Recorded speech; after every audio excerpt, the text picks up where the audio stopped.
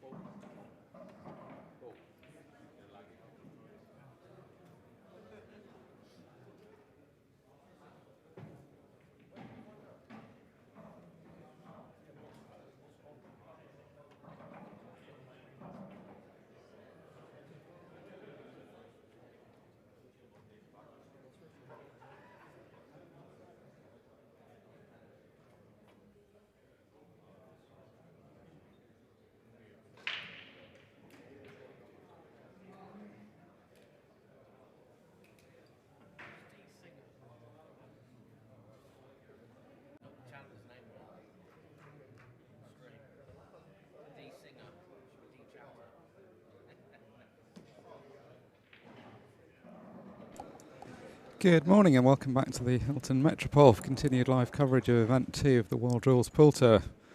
Up next, the team quarter-final match between Brennan, Dunn and Chanter and Combe, Syson and Lewis. And it's Declan Brennan breaking off, but unfortunately finding the corner pocket with the white ball. Always a very popular event, a three-man team. 256 players here this weekend, so as you can imagine, quite a lot of teams. About 80 or 90% of those enter the team competition, so started out with a pretty big field yesterday afternoon. We resumed this morning with the last 16, which was played at 9 o'clock, and quarterfinals, semis and final to come. Very different pressure this, playing one frame pool from playing a longer format match, which we've been doing for the rest of the weekend. Kind of a levelling quality to it, although if you look at the lineup for the quarterfinals, there's some pretty familiar names in there. That was marginally less so actually in the two teams we're seeing here. When the matches were being called out a minute ago, there were some pretty big names on some of the outside tables. Declan Brennan, of course, is a name that everyone is very familiar with and was the winner of event 1 of this season. The other 5 players, all good players naturally to have reached this stage, but maybe not quite such big names that the viewers will have seen so much of before. But of course that's one of the great things about this tournament. It gives everyone a slightly more equal chance and gives a few people exposure on the stream table that they wouldn't otherwise have got. Slightly more subdued atmosphere in the room this morning, as you would imagine. It got getting pretty lively by the end of play last night. There's the team competition going on. There was also the plate singles competition. And as the tables were coming free, people were able to practice.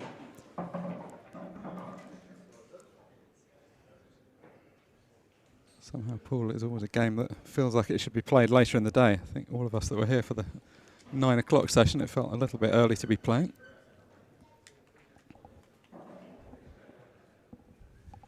It's been a bonus, of course, this being a bank holiday weekend. We've been able to squeeze these extra 2 events in, so as well as the normal tour and open events that we have at each stop of the tour, we also have the 3-man team and a plate singles event for those that lost in the first round of the 3-man team. Meanwhile, back on the table in front of us, unfortunately Elliot has snookered himself on his last red. Decent hit and not a million miles away from potting it, but not close enough for his liking.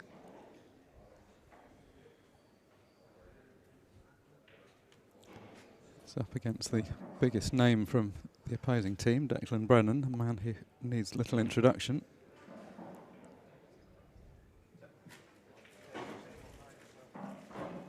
It's always a slight added pressure when you're playing on the stream table, and particularly when you're playing a good player. It's hard not to let your mind start thinking, oh, it would be nice for all my friends and family to be able to watch me beat a player of Declan's class. Another good effort out of the snooker for Elliot, but again, it's no avail in terms of potting the ball, and he's left Declan in now for a pretty routine opportunity by his standards. Does have some safety options if he was minded, but all the balls do go. The only ones that would pose any risk are the ones that he's just cannoned into.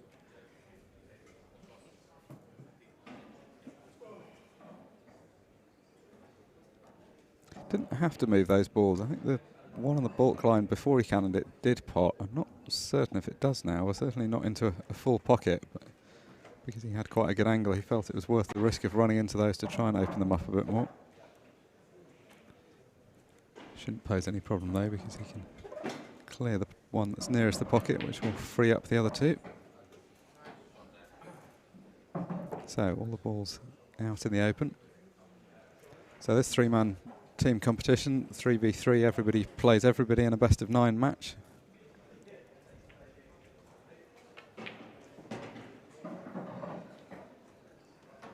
So the home team, as it were, the team that's first on the score sheet, Brennan, Dunn and Chanter, will be playing in that order, 1, 2, 3, 1, 2, 3, 1, 2, 3, and then the opposing team will switch their order around to make sure that everybody plays everybody else.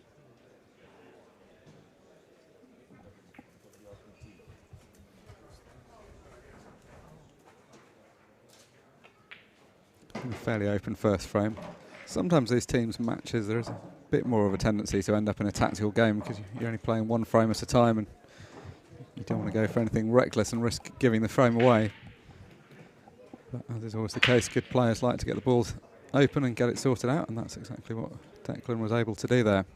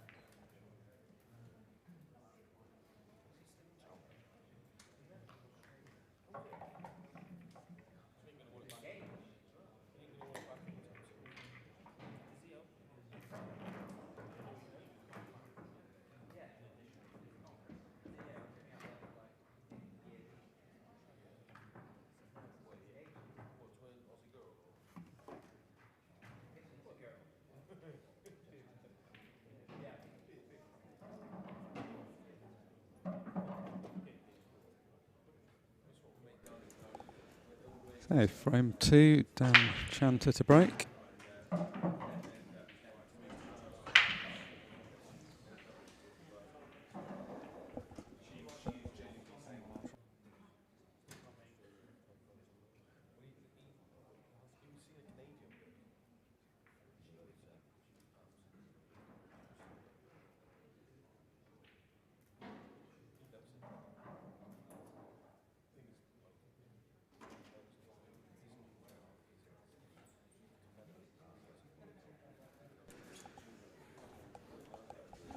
So yellow ball potted off the break. It's pretty important potting off the break in any format of pool, but none more so than when you're only playing one frame at a time. Slight tweak to the format over the way we've run the three-man team in some previous years. It used to be that the first players would lag and then the break would alternate. We're giving everybody the opportunity to lag this year, which in some ways feels a little bit labour intensive when you're doing it, but I guess it's the fairest way, because otherwise sometimes through no fault of your own you can not get a break and can get dished up. So I guess at least everyone's destiny is in their own hands this way.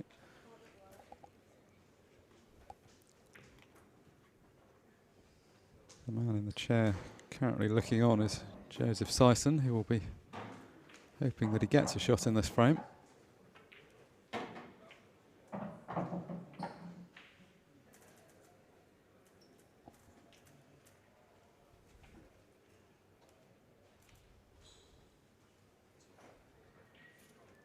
Yellows have finished fairly well. So if Dan was somehow to miss, there would probably be an opportunity for a counter-attack, but the Reds have finished even better, so fairly scant hope you would imagine of that at the moment. Table 6 in the singles quarterfinals, Arfan Dad Jesgrave. The singles quarter-final being announced in the background, so that was a plate competition for the people that lost in the prelim or the first round of the team were able to enter a singles plate competition which started last night. Quarterfinals of that are just kicking off, so both the team and that singles competition will be running kind of in parallel, both playing to a final probably early afternoon today. All being well, we'll be bringing you coverage throughout of the team competition, so quarterfinals, which this is, then semi-finals and final later on.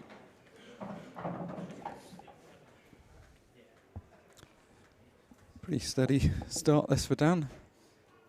The only real complexity you could see here would be getting up for the red that's in bulk. It's not going to be terribly difficult to get down for the black, given that that's hanging over the pocket. Not sure if that maybe that red didn't go. He's just bumped into the remaining red at the bottom of the table. Perhaps that was also an issue that he needed to resolve. It wasn't quite clear if it went past the yellow, but anyway, he's bumped it up the table, so he's now able to play it either into the corner or the middle pocket.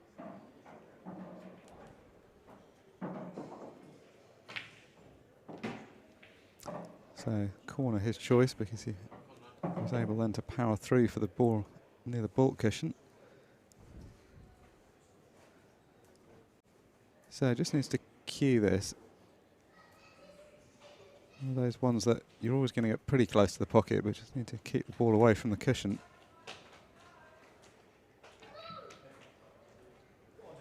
Well, in his attempt to keep it away from the cushion, he's overcut it. So first look at Joseph Syson.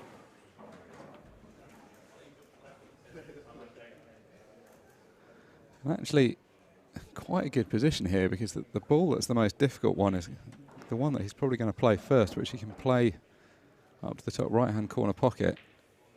And were he to miss it, it would cover the red that's up there, so no great pressure on this. I assume he's going to go for an attacking option, given the balls are pretty open. I mean, I guess could make a case for just covering the pocket, but there doesn't seem any great advantage in that. Oh, that's a heavy-handed shot there, as he apologises to his opponent. It's actually turned out pretty well, but that was not what he was trying to do at all. It was fairly tight getting that yellow past the red, but just needed to concentrate on slowly floating it past. Perhaps the excitement of the moment just caught it a shade harder than he wanted to.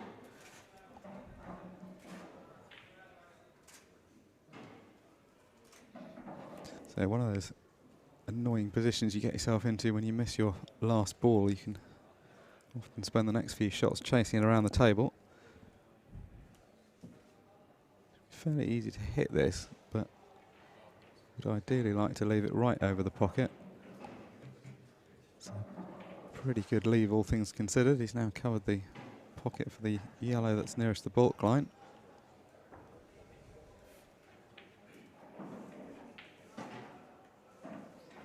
Somewhat less straightforward position than when Joseph came to the table a moment ago.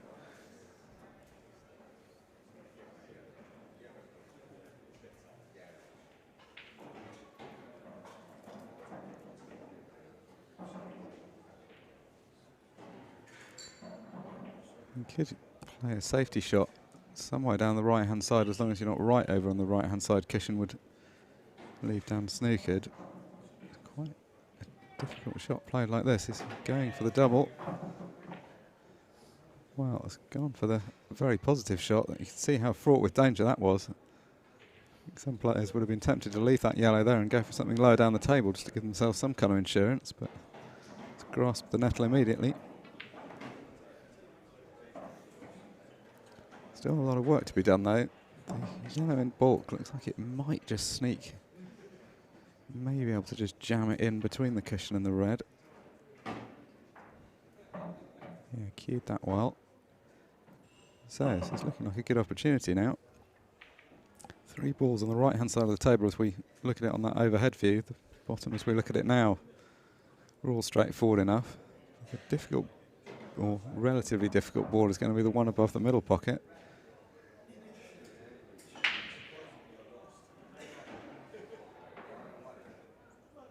See, from that angle it goes clearly into the middle, so it's wisely come up for it now. Can't really afford to try and do too much with the cue ball here. He's just going to have to concentrate on cutting this ball into the middle and accept that he's leaving himself at distance.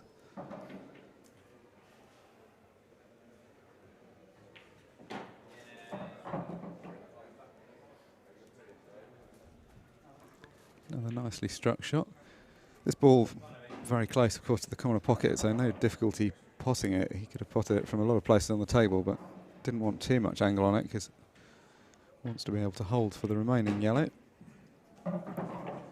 So after a slightly heavy-handed first shot. It's been a much more deft touch from Syson in the remainder of his time at the table. And confidently struck yellow, leaving the black at a little bit more distance, but still a very routine black.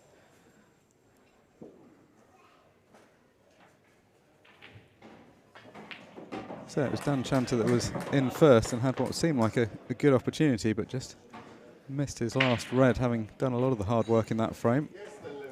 And after a slightly fortuitous moment where Joseph snookered him, it was Syson that came back to the table and cleared up to level the scores at 1 frame apiece.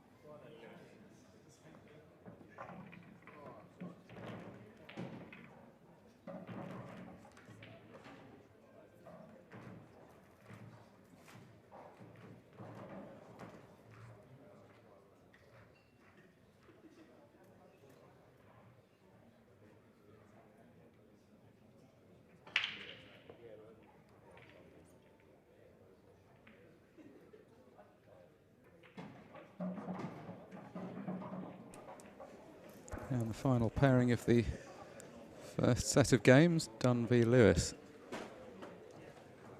And it's Dunn to break.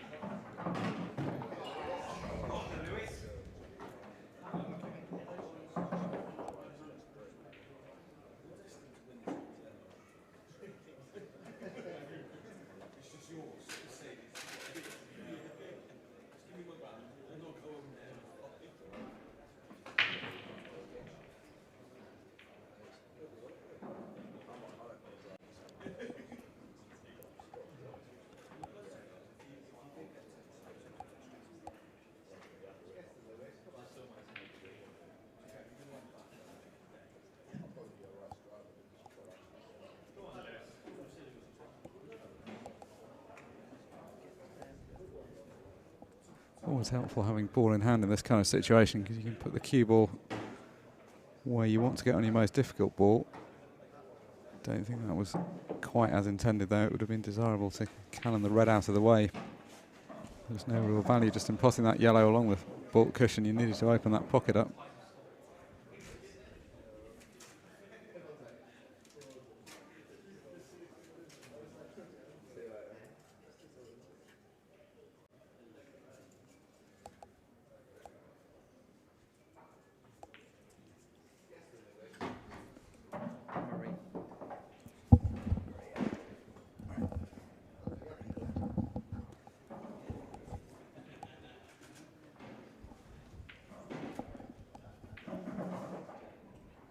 Been a good run for Maria Lewis to get to the stage, to get into the quarterfinals of the team competition.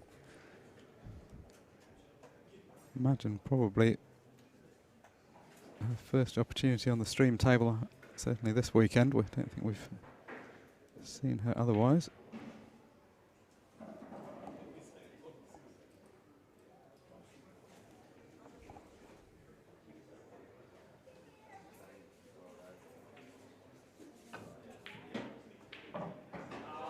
Oh, well, look at this. I'm not sure that was necessarily exactly as intended, but that's worked a treat in terms of opening that top right-hand corner pocket up. And suddenly, from a position where it has to be said she was thinking she was maybe slightly chasing a finish that was going to get her into trouble, the balls are suddenly all there.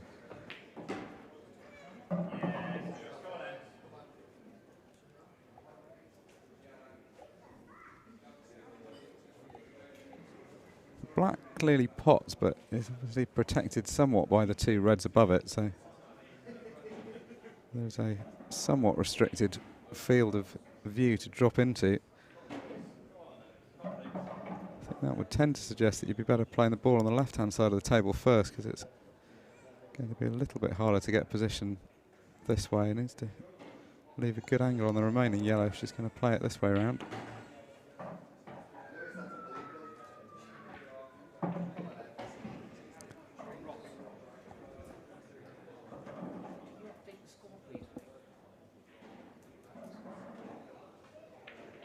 By the way, the scoreboard is obviously incorrect at the moment. The scoreboard is controlled by the players who update the tablet in the arena.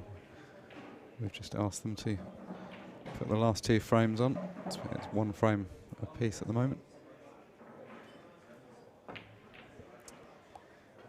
Oh dear, and where's this black going? Nervous moments as that sits on the edge of the middle pocket.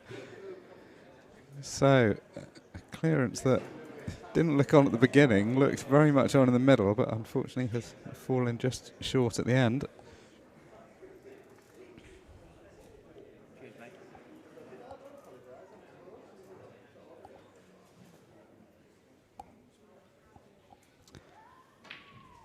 Pretty good opportunity for a counter-attack here, particularly now he's able to take that red off the right-hand side cushion. That, I guess, was the most difficult of the shots remaining.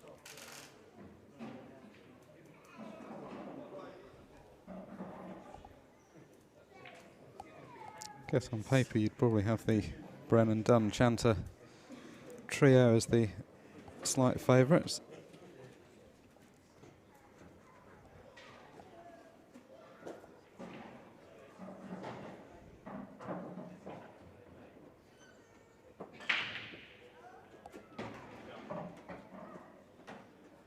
Oh, good hop from Ross Dunn, but didn't quite get into the cue ball enough.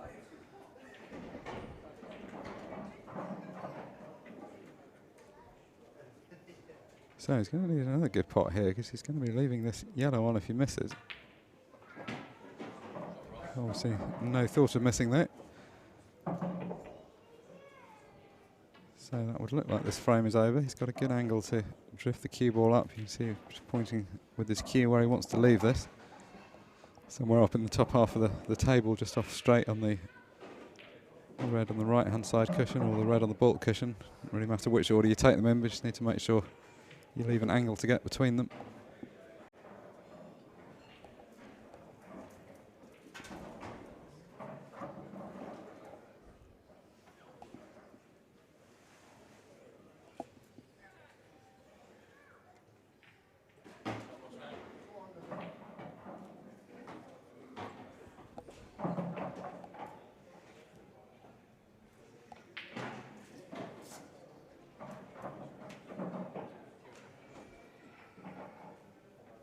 Nothing to do, of course, with the white here. Just needs to pop this red and the black hanging over the centre pocket.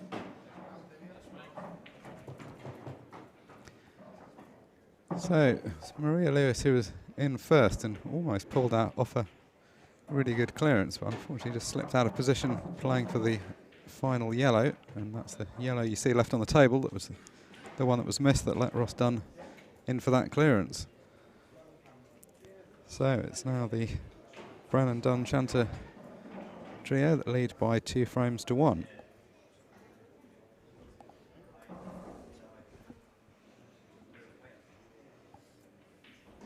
So, as I say, the team listed on the left of the scoreboard are deemed to be the home team for this match. They will play in the same order, whereas their opponents will switch around. So Declan Brennan up next.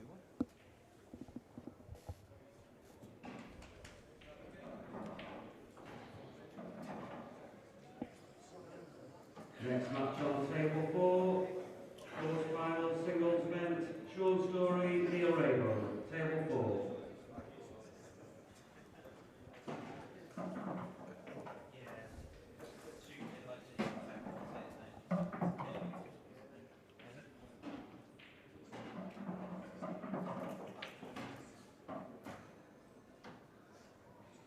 So you can see immediately behind the trio of Scott Gillespie, Aaron Davies and Jordan Bradley. Scott Gillespie is just lagging against Carl Sutton. Two very strong teams there. You could imagine either of those doing well.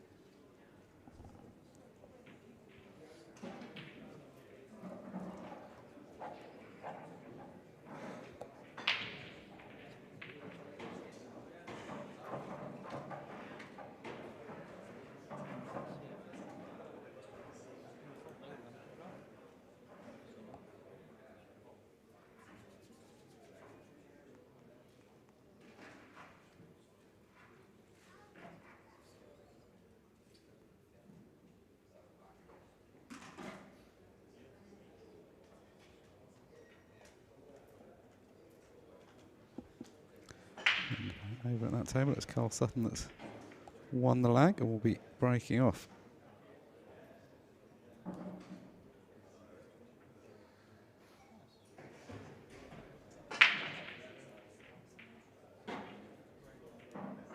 Very, very experienced match player, Carl Sutton, multiple world team champion with England.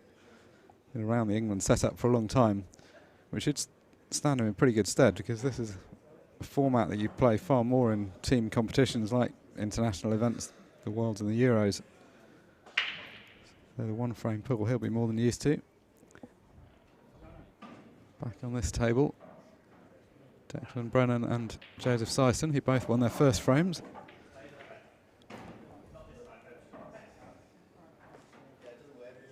That's Declan that has won the lag and will be breaking off in frame 4.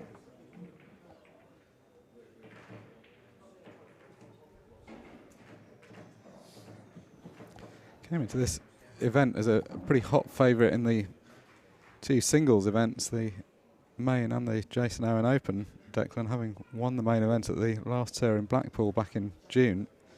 He was as short as 4-1 with the bookmakers on site before the tournament started, which is an incredible price really when you think of 256 runners. As it was, he came up a little bit short, and it was Jack Whelan, as anybody that was watching our coverage yesterday that will have seen, storm to victory in both of the singles events, which is an extraordinary achievement and some of the highest quality pool we've ever seen on this tour. Good chance this though for Declan to get his hands on some silverware. I think he'll be pretty happy with the teammates he's lined up, pretty happy with the fact that he's in the quarterfinals. Maybe slightly less happy with the fact that he's split the balls up well and potted the white though.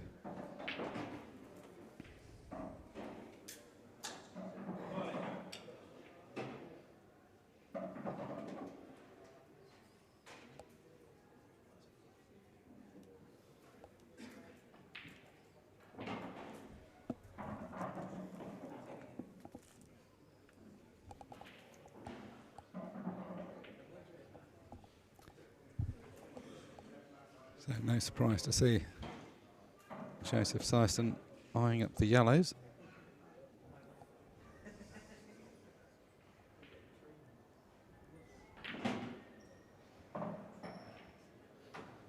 Played that in a positive way. You could have made a case for playing that in a couple of different ways. You could have just rolled it in slowly and tried to hold the second yellow over the pocket to pot into the same pocket. Decided not to take the risk of it getting tied up and put that extra bit of pace into it. Two balls at the top of the table, of course, are straightforward enough, and the three remaining yellows at the bottom of the table are all in open play. So the only difficulty may be the black.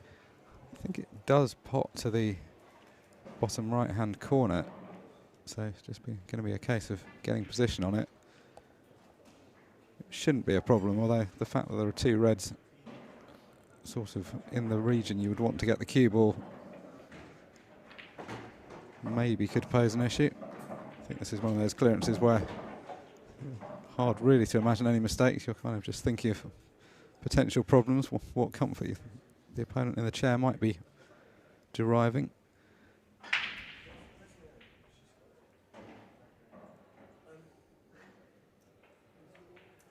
Looked pretty assured in his first frame.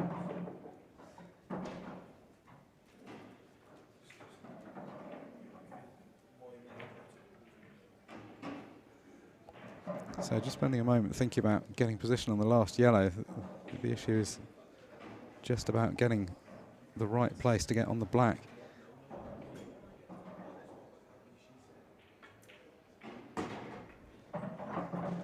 It's got the perfect angle for this. I mean, the red above and to the left of the black is a kind of guide to where you want to be, but it's a question of whether you want to be brave enough to cannon into that, but running the risk of slipping past it or behind it, or whether you leave the cue ball short for a more difficult but more certain shot.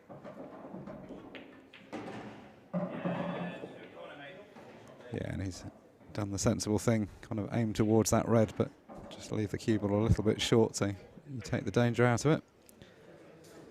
So the in-off from Declan, having split the balls up well, has proved costly, as it so often does at this kind of level. Solid stuff from Syson. 2 frames, 2 wins so far.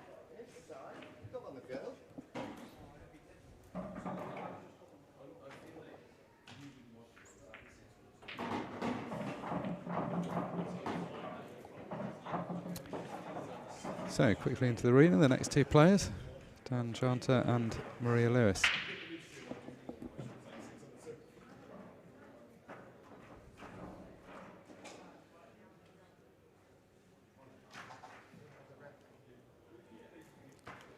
Both been looking to make amends for their losses in the first session of play.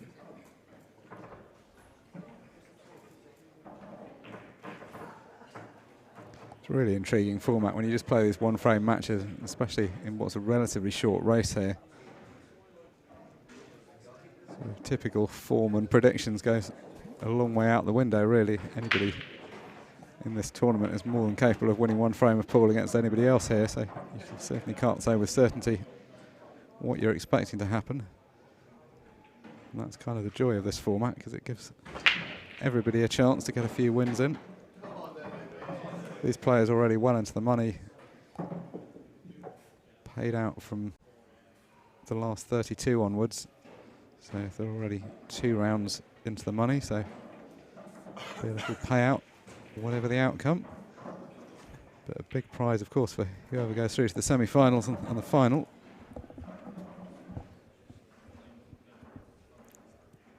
So Maria Lewis with ball in hand.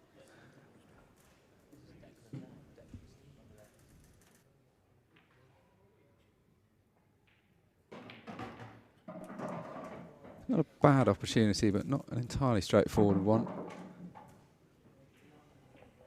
It's not materially changed things, like red hitting the yellow, although it's perhaps added one extra thing to be concerned about. Not sure she's going to go for the finish here. That's not quite the safety she was looking for, though. Was trying to cover, of course, the corner pocket. Left it wide open. Same issue, though, facing Dan. The ball's not really split too well at the moment. He's got a couple of reds tied up near where he is at the moment, so no thought of going for a finish.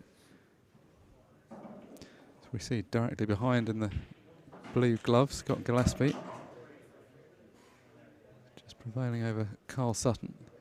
Very solid match player, Scott Gillespie.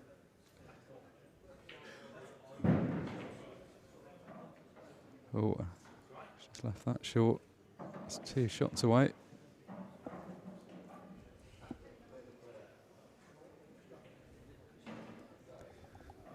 Potted a few good balls in the first frame, Maria Lewis, but a couple of edgy shots that haven't quite come off as played.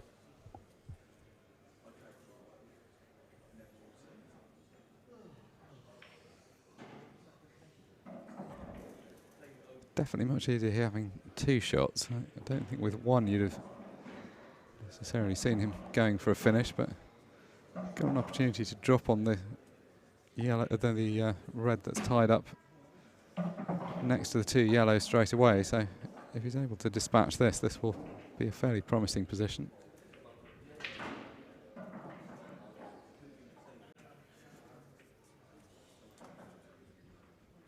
Still nothing to choose between the teams with 4 of the 9 frames played.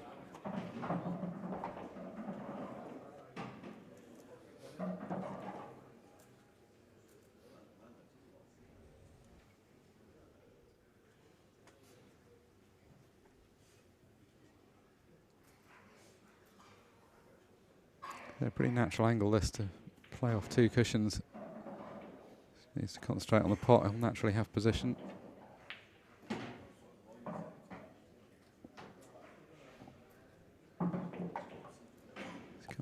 shade short of where he had in mind. Would ideally have liked to take the red to the top left-hand corner and then come down for the 2 at the bottom of the table. Still carrying the second visit though, so no immediate problems.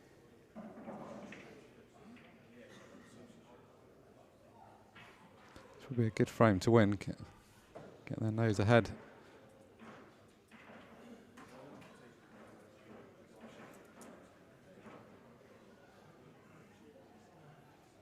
Action starting to wind down on some of the outer tables. The very hard working table fitters who've got a pretty big day ahead of them. There's 28 tables in this room, so going to be a lot to be cleared up by the end of the day. They're just starting to pack up a couple of tables on one side of the room whilst play still continues on the other side. Still plenty more pool to go. There's still 15 tables on this side of the room, so fear not, we're not quite done yet. So Dan's taken his medicine, used the extra visit he had in hand just to set things up. Looks like he can just roll the red into the bottom right-hand corner pocket and then hold position for the one hanging over the bottom left-hand corner. Well, punched in a little bit harder. He obviously had to get it past that yellow. It looked like it was fairly unmissable if he could have just played it pocket weight, but presumably feeling that he needed to screw back a bit further to get at the red, so decided to play the other side of the black and the yellows, which I guess he may not have had much choice on, but at that pace the red stayed in the jaws. So what looked like a simple finish, well, not a simple finish, but an achievable finish with the 2 visits is going to turn into a momentary bout of safety. The red's still clearly very much in control. World rules tactics can get confusing at times, but there's no position more straightforward than just having the bottom 2 pockets covered. That's nearly always a very positive thing.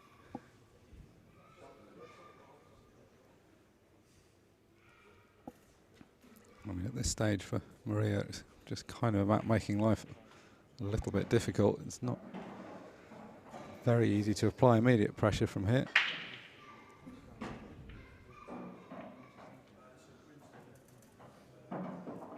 In an ideal world, you either want to play something positive where you maybe get the black into the mix, or if you can only play a negative shot, you want to try and get one of these balls covered up just to buy yourself a bit of time. Because right now, I was about to say, if she leaves any kind of shot at the reds, this is going to be the end of the frame, and as you can see, she's left a very clear shot at the red over the bottom right-hand corner.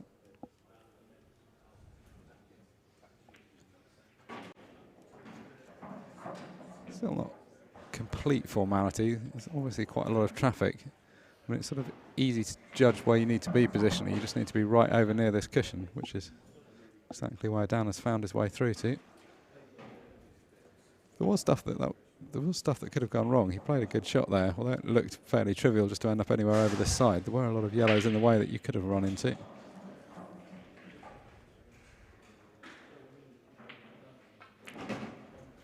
Wow. I was about to say, having perhaps made a little bit more of a meal of this frame than he initially thought he was going to need to, Dan Chanter has played an absolute howler there. Needed to just get the white out into open play. I think just trying to be a bit too delicate with it. It's just trying to screw back and just brush off that yellow to leave the black to the right middle. But goes without saying, he did not want to be behind it.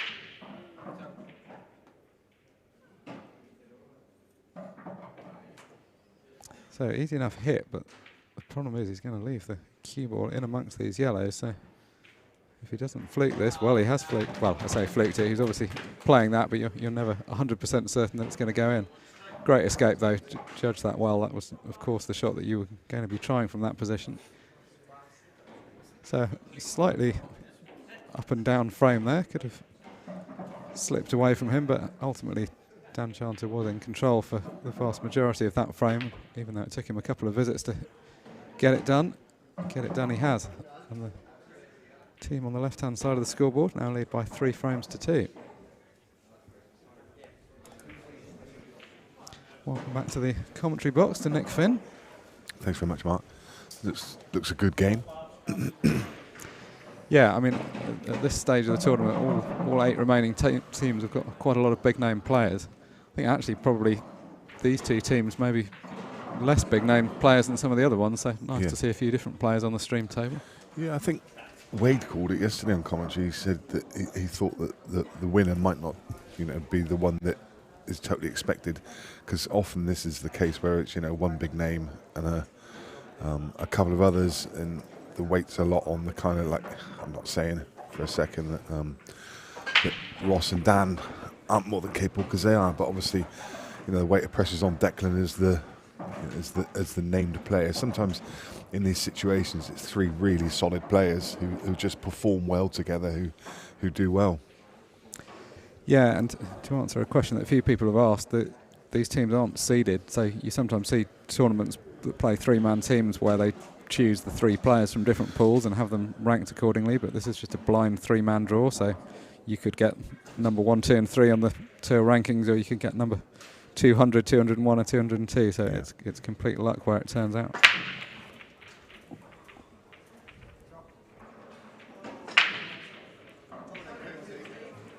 So a dry break allows Elliot Combe to the table.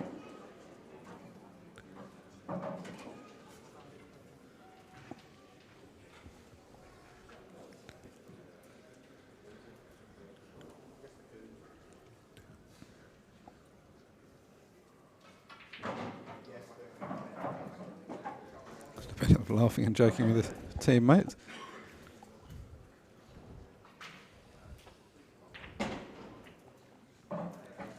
So a positive first shot. Don't know whether that yellow would have potted, but it was certainly better to free it up, so he's knocked that into open play. I think he's run into trouble though. He's stuck on the back of the red. Don't think he's got another shot now. Can't get through to the potting angle of the one over the middle. May be able to take it long, but that's a tough shot. Can't play the one to the right of bulk. I mean, he can obviously get to the one to the left of bulk, but no attacking option, I don't think. It'd just be a little containing safety shot. Yeah, that's disappointing. When he first played that shot, I thought he could still see the one to the top right-hand corner pocket. But actually, I mean, that's kind of an example of why it's not a foregone conclusion that you want to play cannons, even though the cannon was positive that it freed his yellow up. That got him into some trouble that maybe he didn't need to get involved with.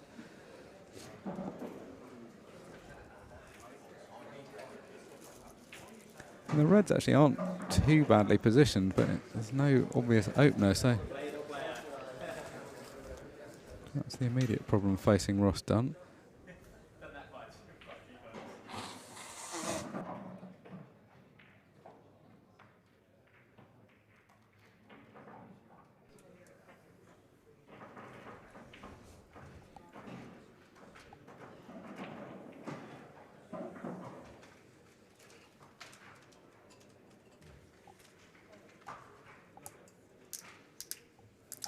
So no attacking option, so just opting for the containing safety.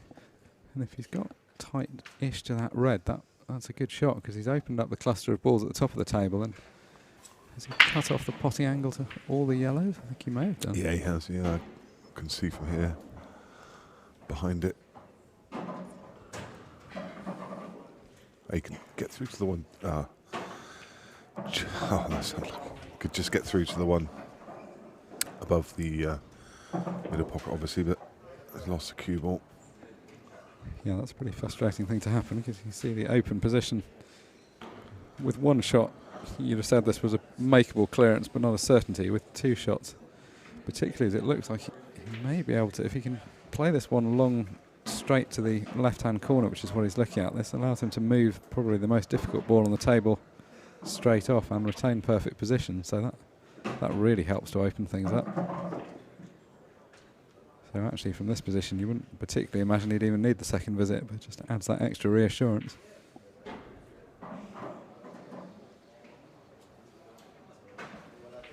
Yeah, it's just about cue ball now, isn't it? It looks fairly simple and should be, but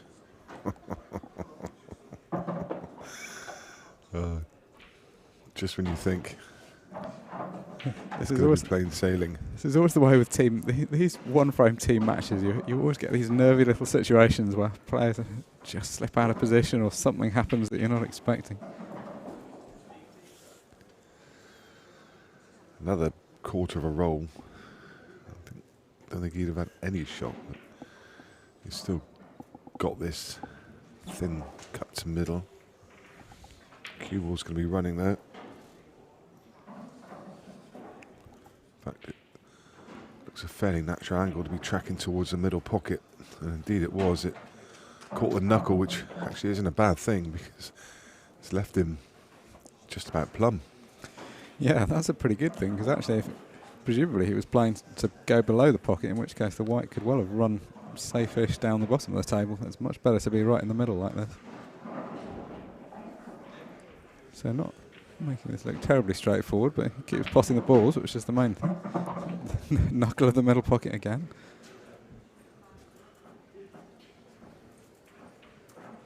I think he's just going to have to settle for leaving a longer shot after this. It's going to be pretty difficult to do much more than pot the ball next. Is he brave enough to try and inject some pace, get the ball back across the table? No, sensibly just taking his medicine and leaving it longer.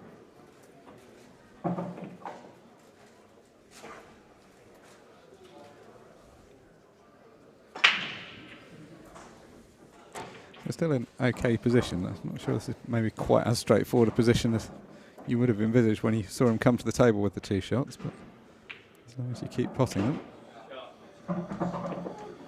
It's always good to see these 3-man events because it gives an opportunity for players that may not normally get a chance to showcase themselves on the main arena table. The organisers, for obvious reasons, tend to go with the showcase games, and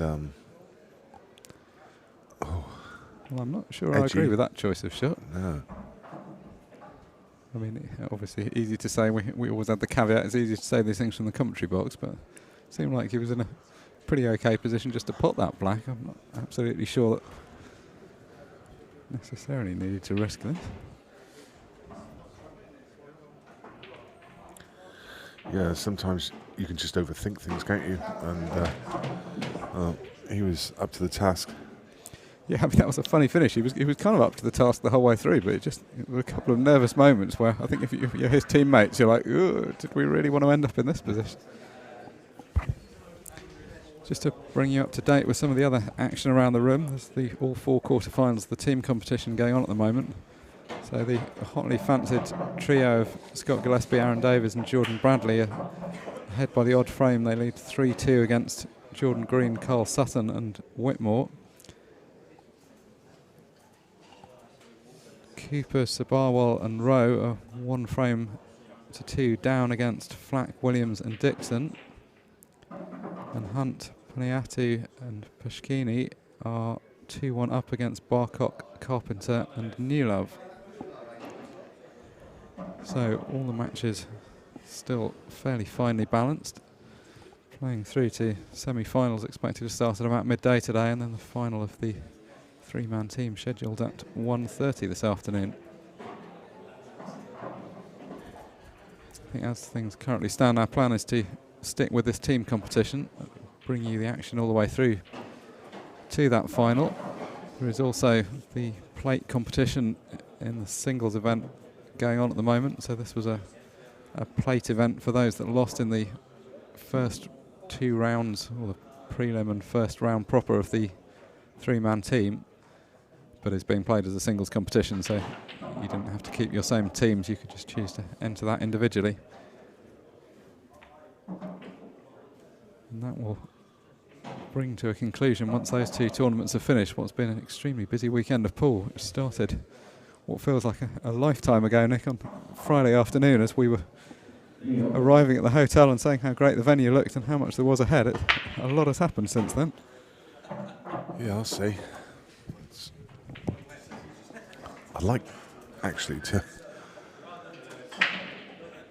just consider how many matches have been played across these tables, and I mean, I know we don't have a stat for it, but can you imagine how many frames have been played over the whole weekend? It doesn't bear thinking about. No, I mean, if you were to add up, I'm not sure anyone's going to do it manually, and I assume Q-Score doesn't have that feature, but in theory we do have digital records of how many frames have been played. I mean, it's been non-stop. We started at midday on Friday and have played pretty much non-stop. And even once the match is finished, which is often in the small hours, then people tend to start practicing with other matches going on, so the tables have had a fair knock for the last 3 days. Well, when you think the main event and the Open had 255 matches each, so that's 510, and then you've got this, the 3-man, the challenge, the flyers that they had the other night as well.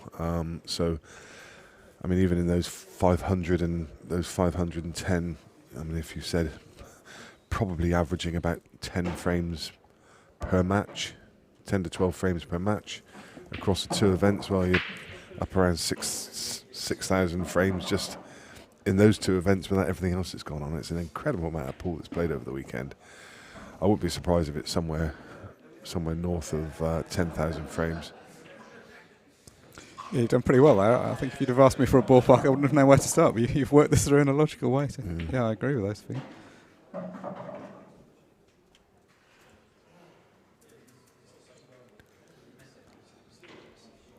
It's a very different atmosphere, isn't it? Well, it's always different in the morning from the evening because it's obviously quieter at this time of day, but by the time you get to the morning of the last day, players are starting to go home, people have been knocked out. It's kind of very different. That first afternoon, everyone's milling around, there's all the optimism of everyone just arriving, their weekend's still ahead of them.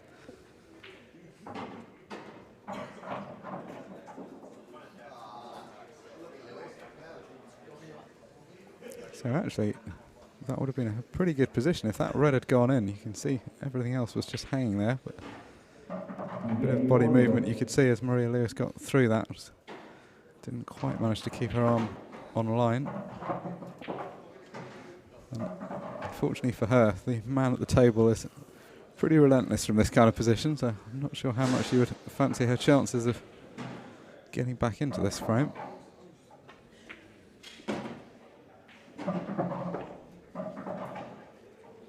Not sure how Declan will rate his weekend. I think he's such a good player that anything other than winning the main event probably goes down as a bit of a disappointment to him. This is a final chance of some silverware to take home with him. Yeah, Declan obviously took away the spoils from event 1, but this has very much been Jack Whelan's event, winning the main and the Open. Had to win 16 consecutive matches to take down both of those titles, and that really is some feat, considering that in one of the events, I think he was 5-0 behind at one point. Funny enough, I was just talking to Matt Povey downstairs in the breakfast bar, and Matt Povey drew Jack Whelan in the first round in both events. He said in the Open he feels he probably should have won it. He was 3-0 ahead, and Jack was a bit all at seas. Sorry, he was 2-0 ahead, should have gone 3-0 ahead. He ended up losing it. He said Jack apologised to him afterwards because he just was a bit all at sea. Anyway, while I'm wittering, Declan is as clinical as ever and wins that 7th frame, and their team progresses through into semi-final. Through to the semi-finals, yeah. I mean, that looked like they probably were the form team. Brennan, Dunn and Chanter, I think on paper the slight favourites, but the other team kept them honest. It got to 2-2 before they eventually pulled away to lead by 5 frames to win by 5 frames to 2. We'll be back with more live coverage at around midday when the semi-final resumes. I hope you can join us then.